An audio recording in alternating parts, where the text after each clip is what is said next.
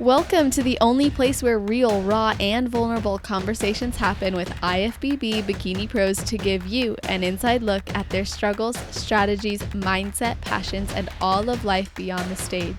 This podcast is made to inspire, motivate, and remind competitors and the average gym goer that even the most extreme lifestyles and elite athletes have their ups and downs. Thank you so much for tuning in today. I'm your host, Celeste Turk, and now it's time for the Confessions of a Bikini Pro podcast.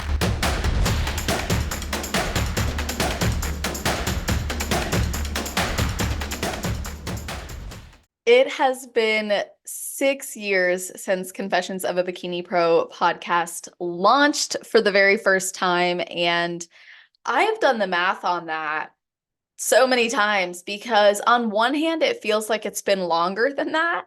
And on the other hand, it feels like everything just started the other day. But I think what's happened is so much of my life has changed as a result of choosing to start this podcast.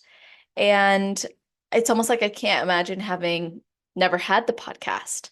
So I decided for the 6-year anniversary that I would do a solo episode, not just to thank you all for listening, but also to share a few different things. So I'm going to share 6 lessons I've learned, 6 mental health tips, because you guys know I'm a clinical mental health counselor, and I like to share that. That's what I focus on with competitors, all because of this podcast, which we'll get into soon.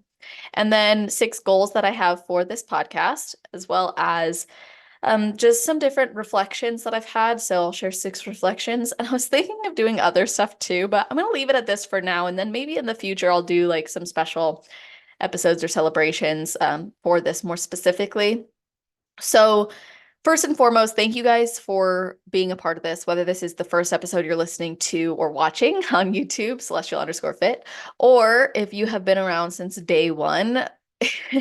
It's amazing how many of you have been around since day one. And so I feel like we've grown a lot together through this sport and the industry and this community. And that's just so crazy to think about how much we've grown together. And I've interviewed people who listened from year one. I've had them on my podcast and they were amateurs when they started listening, or they had never even competed yet. And I've had people who tell me that their dream is to come on this show. And I'm like, it's my dream to have you guys on this show. I'm so inspired and excited and encouraged knowing how many of you have fallen in love with this show and made it part of your daily life or part of your routine, whether that's in prep or out of prep or when you're considering what you're going to do next. It means so much to me. What especially means a lot to me too is hearing from you guys, seeing the reviews, the ratings, seeing you guys message me with the most kind things or encouraging me and saying what a difference it's made, or that you never want me to stop doing this, or that you can see the hard work I've put into it. I think there's a misunderstanding or misconception about podcasting. I mean, now podcasting is so popular and a lot of people have a podcast, and I think that's awesome. But I think there's a misunderstanding that people with a podcast are like making a ton of money off of it and have all these tools and things provided for them. In reality, you guys, it's a passion project. At least for me, it's a passion project, and it always has been, and it will continue to be that way. And it's opened up my world. It gave me even more purpose with my passion for mental health and psychology and personal development. And it provided me an amazing audience and community to serve. It's what opened the door to me offering the Build More Than Just a Body mission and message and trademark to competitors, to bodybuilders. And it's allowed me to work with so many people, not even just competitors, but other athletes and teams and lifestyle groups. It's amazing what happens when you trust and you take that leap of faith and say, let's do this. Let's go forward with it. Let's just see what happens. There was never a business plan behind this podcast. It was purely passion, and yet it opened up everything. That's going to be one of my reflections I'll share with you soon before I just start blabbing off. But I want to share a big thank you to start more than anything, because I Yes, I started the podcast 6 years ago, and there wasn't really podcasts like this at all out there. And now it's been amazing to see the industry evolve so much, but to have your guys' continued support and love and promoting the podcast for me or sharing it on your story or tagging the athletes when you listen or reaching out, it goes a long way and it means so much. And I know people probably hear Confessions of a Bikini Pro and they think either it's going to be something really juicy or maybe, and sometimes it is, or they think it's going to be like just about fitness and nutrition and prepping. But you guys know, I feel like sometimes these are more like therapy sessions, which I love, and it's amazing. So I'm going to start with the 6 lessons I've learned. Okay. So for one, everyone is beautiful and inspiring. I get asked often what my favorite episode is or was, or the athletes that I like the most. And I can tell you right now, every single woman has brought a different perspective and insight and wisdom and perspective. That's really what it is to this show that I am grateful for and appreciate. And every coach that's been on the podcast or when I've done feature episodes, it's been incredible. So I couldn't tell you, but everyone is beautiful and inspiring. So, second of all, uh, let's see. You know, what's funny is I made these little notes and I'm looking at it like, what did I even write down? So everything's not as it seems. This is my second lesson. So I can say personally, when I sit down to record a podcast, it's podcast mode. And there's life outside of podcast mode for not just me, but the athletes too. But the podcast gives us an opportunity to connect on such a real level where I feel like I get to pull out pieces of athletes that aren't being shared on social media or aren't generally being discussed among each other at events or aren't generally being shared in a message exchange. So being able to have these really deep conversations allows us to remember that everything's not as it seems, whether that's on social media or otherwise, and that a smile, a conversation, a question, a connection can really change someone's perspective and their life and make them feel so good and also help them to be vulnerable and open as well. I also know that a lot of us are in this, I guess you could say, industry of if it's a business related thing, maybe we choose to share certain things or not other things. But the podcast, I think, has just always allowed us to have real conversations. That's why I started it. I mean, the very first episode I remember with Tamara, I thought that my podcasts were going to be 30 minutes long. You guys are probably laughing. I literally started this podcast thinking all my podcasts would be like 30, 45 minutes. I think that was more so my self-doubt talking, like thinking the pros won't want to come on and talk for that long. They're busy or no one's going to want to listen. But over time, and tomorrow was the first episode and we were like an hour and a half or something crazy. Like, and that allowed me to go, you know what? I can have really big conversations with people. Number 3, you will get better when you try. So this is a big lesson I've learned from podcasting. If you go back and listen to the first, like probably year of episodes, and then you continue, or if you have been with me for a long time, you'll see the progression of my interview style. You'll see the progression of me being willing to share my own perspectives, and share my own opinions as well, or my own pieces of my story. In the beginning, I was very much like not contributing much to the conversation as far as like my thoughts, my opinions, my experiences. But over time, I've gotten much better about that. I also think the flow of my conversations it has improved. I don't think that it was ever bad. I just know it's improved. So you'll never get better unless you try. And a lot of times people will tell me they want to wait to do something until they can XYZ.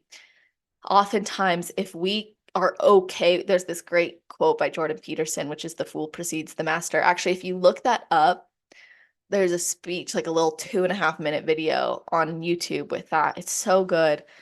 But if you're willing to be the fool, you are allowing yourself to eventually become the master. And I've always considered myself someone who is blazing a trail in the industry in many ways, from starting this podcast, but then also the mental health. And that's very important to me, which I have some other thoughts on that I'm going to be sharing later, and they might surprise you. So number four, fourth lesson, this podcast means more to me than anything else within the industry could really mean outside of making an impact on my clients directly. So this podcast has allowed me to serve a population that I love to serve. And I've been, I think about getting my pro card one day and how that's a goal that I'm working towards and I've been building towards. But something I said in the beginning of my journey was I would never start a family until until I had my pro card. But then as I got older, that started to change. My perspectives on life started to change. But more than anything, this podcast is so fulfilling for me. And I'm still going to pursue these goals. And I love competing. It's my lifestyle. It's what I do. I've done it now it'll be a decade in 2025 of competing, but I started the fitness journey a few years prior to that. So it's been a long time. But this podcast is the impact. It is the reason. I know that if nothing else got accomplished and this isn't going to be the case, but I know that if tomorrow everything was taken away from me, I would be proud that I did this. So the fifth lesson, you make more of a difference than you know. Whenever people tell me about the difference I'm making with this podcast or what it means to them or their perspective on me as a podcaster, I'm like, whoa, I wouldn't have seen myself that way. I wouldn't have seen it that way in general. It's just mind-blowing to me. And also there's times where this is thankless. I put that in quotes because I'm not doing this to get thanks, but I will say this is a lot of work. And sometimes I don't know that you don't always get credit, but it doesn't really matter because you don't know the impact you're really making. So that one message or that reach out or that review, it really touches me to know you guys are tuning in and loving it. And my last lesson I'll share is that you can do it all and more. The other day, someone sent me a really sweet message, just highlighting how they're like, wow, I can't believe how you've done this. And and then I actually interviewed someone the other day and she was like, you've been showing up every single week with this podcast, yet I look at your Instagram, you're over here one week, you're over there one week, you're always traveling, you're doing stuff, you're contributing to the industry, you're helping all these clients. How are you doing it? And I was like, I don't even know. And that was a lesson I had, which is even when I was going through my master's degree and I was paying for my master's degree out of pocket, I was running my business, running the podcast, and doing the internship that's required for that, and prepping for nationals. Wow. A national show, I should say, not nationals, a national show. I was able to still keep up with producing an episode every week, and I look back, I'm like, I don't know how I did it. But you can do more than you know, and you can do it all. So don't limit yourself, That's something else. People say you're so inspiring and you can do all this, and I don't know how you do it. I don't even know how. I mean, I do a lot of scheduling, a lot of time management. We could get into the nitty-gritty, and I'd be happy to lay it out for you guys. But at the end of the day, I think anybody is capable of doing it. I don't think there's anything special over here that's allowed me to do it necessarily. Although I did a lot of personal development work, a lot of growth work. I've always been very driven and highly motivated and entrepreneurial. So there are factors like that at play. But at the end of the day, if you have passion for something and a desire for a dream to come true, I think you will make the time and the effort to do it. And if you don't hold yourself to an unrealistic standard and you're just okay with doing one thing at a time and allowing it to progress, that's really good too. So I'm going to share the 6 mental health tips next. This was a surprising request I got that you guys want to hear more from me. I've always told myself, you will not be a guest on your podcast until you're an IFBB Pro, which I know I've done solo episodes in celebration of stuff like this, but as far as like a full interview with me, I mean, we did that little episode with Adam reflecting on my season, which was awesome. You guys loved it. At least it seemed like it. So I'm going to share 6 mental health tips. So have an identity outside of the sport. Know who you are outside of the sport. If you got into this sport not knowing who you are and now you've rooted your identity into the sport, please try to engage in things outside of the sport. You are more than just a body, right? Build more than just a body. Emphasis on just a body. because your body's going to change. It's going to evolve.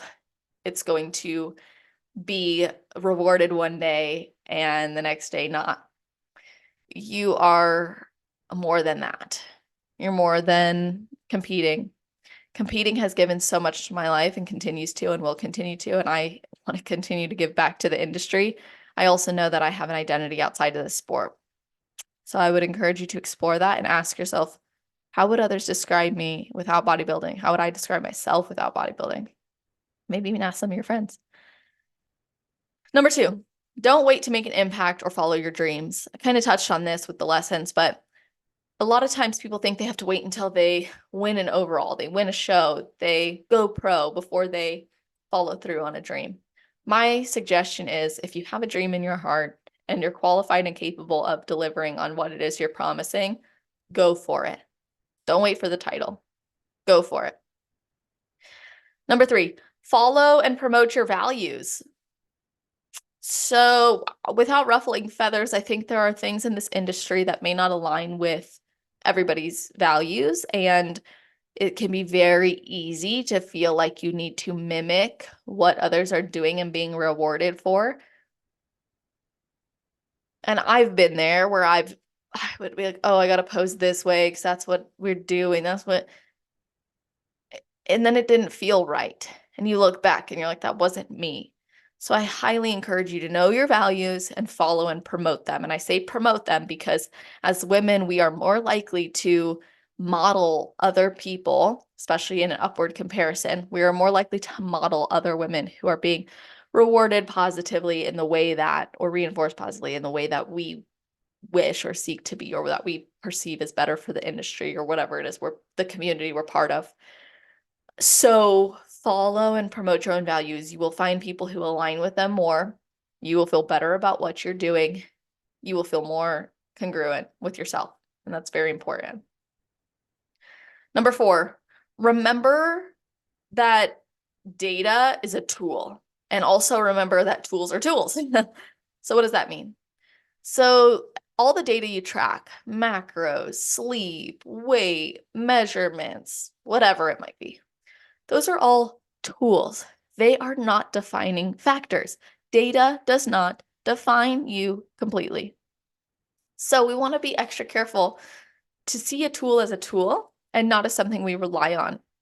If you get to a point where you cannot trust yourself with food unless you're weighing and measuring, or it's on your plan, or you can't look at your body unless it's a certain weight or percentage or measurement, or without ridiculing and judging yourself, or not allowing yourself to wear certain clothing, we may be running into an issue mentally.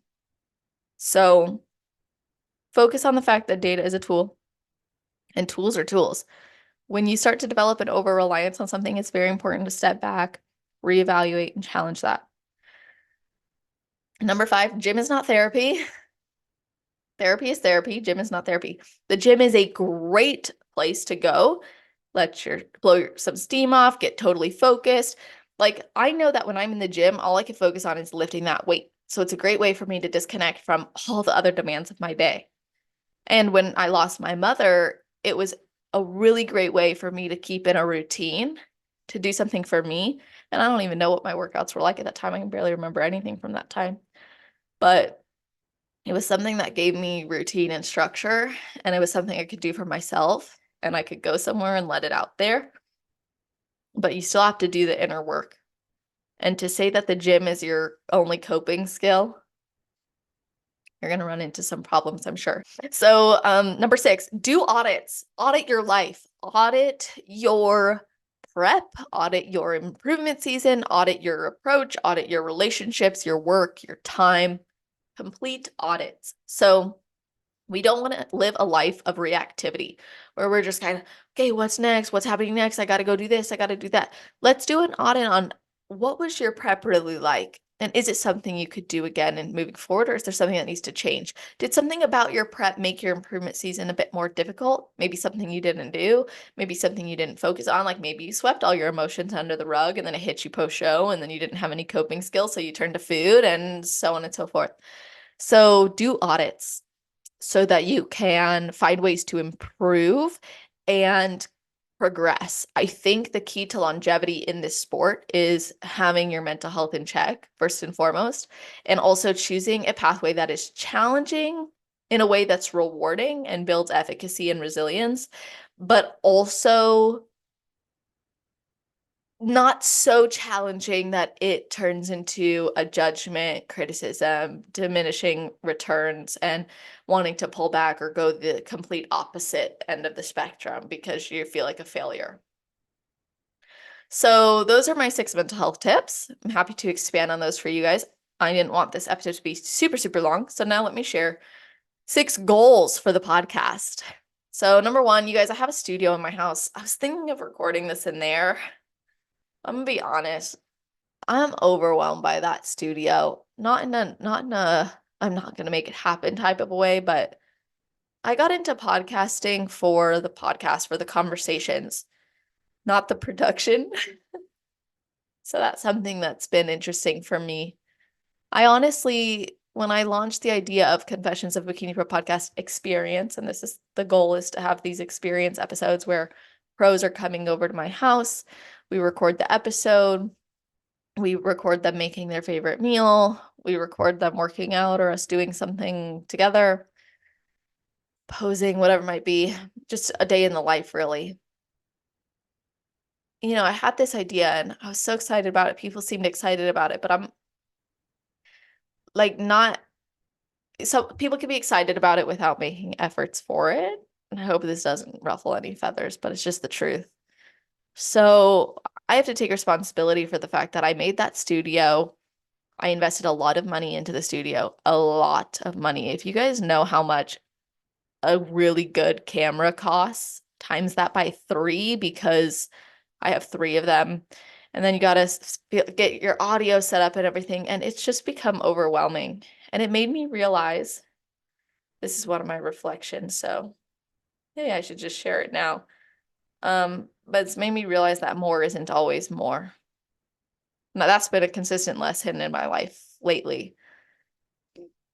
So the goal is to do episodes for the Confessions of a Bikini Pro podcast experience. Hopefully some pros listening are like, I want to be part of that and I'm going to make it happen and I'm going to come and do it. Or those who have said that they are interested can find some time to do it, because that's something I really would like to see happen. And I'm going to give it probably until the end of this year, maybe into early next. And then I'm going to reevaluate that goal and decide if it's really what I want to do for the podcast. Because I love just getting on Zoom and recording and putting out episodes every week for you guys. I think once I get more comfortable with the studio and the recording, and I have an amazing assistant who's going to edit things, then it could be better. And I have someone who's kind of helped me pick out the microphones and all that. Then I think it could work out, but it doesn't take away from the fact that you need to be producing that content. And I'm just starting to wonder if that investment wasn't the best investment for the podcast or me as a person. And so I have to reevaluate that. And who knows, I may end up selling all of the equipment and just doing what I already do and love to do, or I might end up loving doing the Confessions of Bikini Pro podcast experience, getting a lot of interest and moving forward with it. I'm always transparent with you guys, always. So that's where my head and heart's been at. And hopefully I'm not just blabbing to no one. And if you're listening to this and have anything you want to share with me about that or thoughts on it, I'm totally open. But I'm excited about it regardless. It's not like I've lost my excitement or desire to do it. It's just that I think the investment of it and different changes in my life have led me to go, I wonder if I did that because I think, or I thought that's what I was. It's an idea that I had though on my heart. So I don't know that it was anything I felt like I had to or was supposed to do, other than I've always felt that I needed to be a trailblazer and do the next best thing and lead the way. And now I've shared this idea, publicly with you guys. And so it's not like it's that different from what I'm sure other people are doing or have done, but like, I don't know. That's enough of that. So number 2, I want to do another podcast party. We had so much fun when we did that. And like, it was so awesome. We did live panels and everyone who showed up was so great. We had amazing sponsors. I would love to do another podcast party. I love speaking. I love live events. I love planning these things. I love seeing others in their element and getting to shine and seeing everyone meeting each other and connect. I'd love to do another podcast party. Number three, I would love to have some more sponsors, but more specifically sponsors within the industry. I have sponsors as an athlete, and I'm so grateful for them.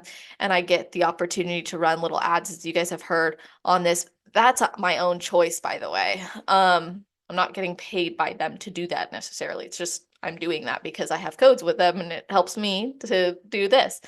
But I would love to have sponsors for specifically like the studio and that type of experience. So if you know a sponsor, you are a sponsor, you want to learn more about that, feel free to contact me.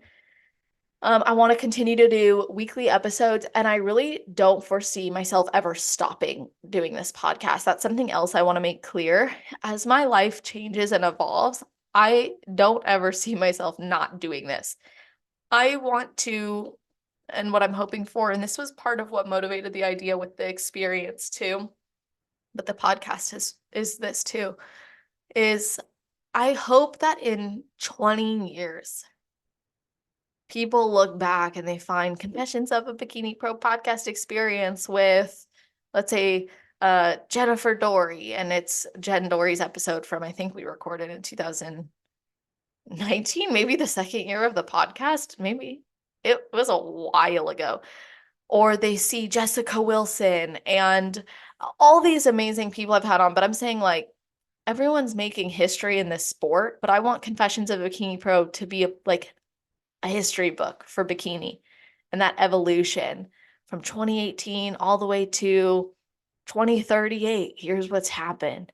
I want people 20 years from now to be looking back and using this as like, do you remember when da da da da da?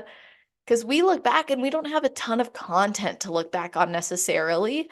There's old videos and there's magazines and stuff. So I kind of want to be providing that.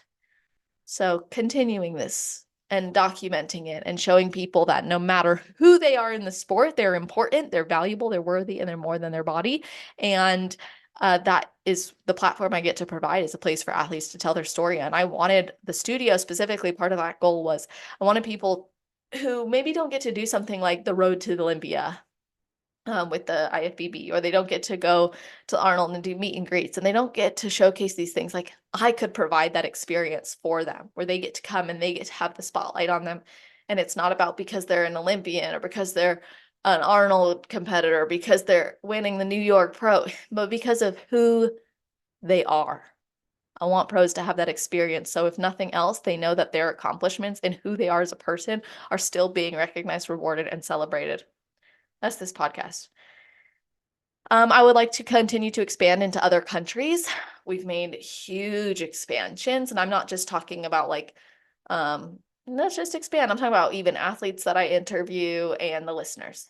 And then increase YouTube, because we've been doing video episodes now for a very long time, like a few years now. I think it's been a couple of years now, at least. I'm just hoping that more people are subscribing on YouTube and watching on YouTube, really getting to see the video connection. And then I'm going to share my 6 reflections. Technically, I'm going to share 5 because I already shared one of them, which is the more is not more. Surprised to know that. So my reflection, so I already shared, like, if you compare the first episode to now, what a difference it's made. And that's a big reflection I've had, is just like how much I've grown as a person through this podcast. I remember when I started, like I was studying online for school. I was coaching people online. At the time, I was a fitness coach.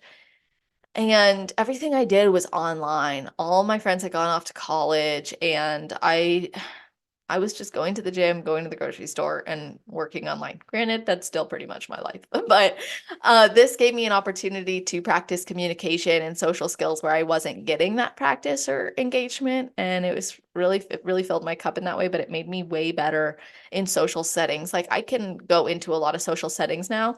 Counseling helps with this. That's going to be my reflection number 2.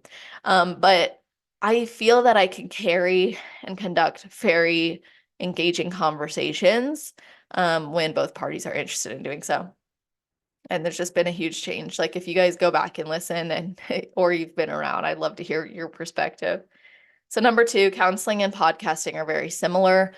Funnily enough, working as a counselor, they had told me they listened to my podcast, they being the people who I worked for in the internship, and how they could see so much of the counseling principles at play. And that's something that I really think sets me apart in the podcasting space. And what I've been told sets me apart is that I can conduct very good conversations, and it flows, and I ask questions in a particular way, and a lot of the athletes have told me how comfortable I make them feel. So, and I'm able to summarize really well or go back to certain points. So much of this was, I think a lot of it I already had within me. And then I started podcasting, and it allowed me to share that more. And then I got into counseling, and it allowed me to learn even more skills for having great conversations. So, and getting information gathering, really. So that's something that's really cool when I reflect on it. I love that podcasting is almost like, it's not a counseling session, obviously, but it brings out and allows me to use a lot of the skills, and I like that. Number three, I'm motivated by the community and the stories. So the thing that motivates me most is hearing from you guys and talking to the athletes. Like I said, it's not about what can be made from it. It's about what can be learned from it, what can be given from it, what can be taken from it.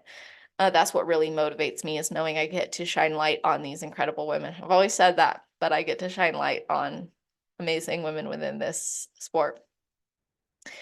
So number four, I used to love, this is a reflection I had, I used to love watching, whenever I'd watch sports with my dad, like let's say it was motocross or something, or tennis, he would skip past at the end, like actual competition would be done. And he would skip past the interviews. And I'd always say, Dad, wait.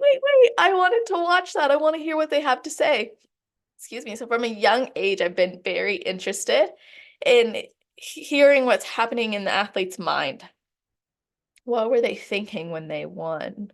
What was that journey like? How'd they overcome that injury? What do they plan to do with this? I was always so fascinated and curious about that. And growing up, I was obsessed with the UFC. But specifically, I think what I liked about that is I got to witness their daily life leading up to this dream come true moments for them. So that's been interesting to kind of realize I've always been interested in the athlete mind. And I've been an athlete my whole life, but I always think intuitively I knew that success leaves clues, but also that these people are more than the accomplishments that they have. Number five, reflection. God's plan is better than anything I could ever dream of. Always. God knows best. He put this dream and vision in my heart one day, and I had an incredible,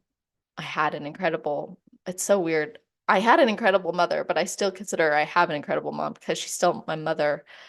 She's just not here anymore, but I got to present the idea to her, and we went on a walk, and she encouraged me. My dad encouraged me. Everybody encouraged it other than the haters. I had a lot of haters who were like, this isn't going to do anything for your business. This isn't going to make a big difference. And there's no podcast like this. So obviously no one's interested in it. Like I heard a lot of that. I even had doubts of my own. But God's plan is better than anything I could imagine. And giving him the credit for that feels so good because it's always been his. So, yeah, that's something that's been a big realization. I could have questioned it. I could have said, no, I'm not going to do this, but it changed my life. I do not know where I'd be without this podcast. Again, thank you guys. Number six, I already shared with you guys. I'm surprised how much more is in more. So I was thinking of sharing other things, but honestly, I feel really good about everything I just shared. I'm so excited to hear your guys' thoughts. It would be really awesome, if you listen for this long and you've been listening for either a week or you've been listening for 6 years, to hear from you guys. That would mean so much to me and to the athletes. Maybe you could share like your favorite episode of the last 6 years, or maybe you could share something you've learned as a result of this podcast, or maybe you could share it with 6 people. It goes a long way, or one person. It really does. So, as always, if you guys aren't aware, there are episode timestamps on every episode on celestial.fit/podcast, along with links to connect with every athlete and episode summaries, as well as bulleted lists of topics covered. Every week, we post a preview reel of the upcoming athletes, so you can get excited with us. Follow me at celestial_fit to see that. And then on Fridays, we of course post a reel highlighting the episode, and the episodes go live. This is every single Friday. I'm really trying to continue that. I don't want to put too much pressure on myself, but it's now been, I want to say like 5 to 5.5 years of doing an episode every Friday. No vacations, no time off of doing it, but it's just crazy. I love to do it. So if you have any athletes you want to hear on the podcast, send them my way. Let me know why you want to hear them. If you're an athlete, specifically an IFBB Bikini Pro, and you want to be on the show, please reach out. Maybe you're a promoter or a judge, or you have something you want to share with the industry. Reach out to me too. We can always discuss these things as well. Let me know if you guys have any ideas or thoughts on the podcast party or sponsoring the studio, all the things that I shared. I'm really, really grateful again for all of your support. I look forward to the next 6 years. And I'm sure next year when it's 7 years, I'll say happy 7 years, because I've been celebrating every year, because every year of doing this is a blessing to me. Every year of being able to serve this industry is a blessing to me. And every single year it gets better for me. So appreciate all of you. I'm forever grateful that I have the opportunity to do this. And I hope that you all have an amazing rest of your day, night, or morning, wherever you are in the world while you're listening to this episode. Just make it awesome.